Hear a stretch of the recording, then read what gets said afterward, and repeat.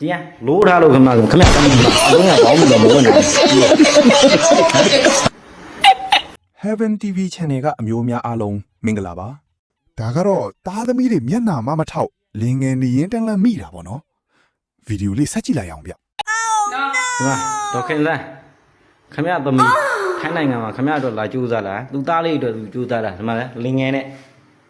ဟမ်ဒီမှာဒီကလိုးထားလို့ခမတမ်းဘူးအလုံးကဘောင်းမလို့မဝင်နိုင်ခမလို့ကကျွန်တော်နှမ်းကြကွဲကြည့်တယ်ဟာလားယူအောင်မျိုးနဲ့ဘောဖြစ်လာဟာလားကြည့်ရအမ အခုခေတ်ကသစ္စာမရှိကြတော့ဘူးဗျကဲနောက်ထပ်အမရဲ့ယောက်ျားနဲ့ဖောက်ပြန်တဲ့ဗီဒီယိုလေးထပ်ကြည့်အောင်ဗျ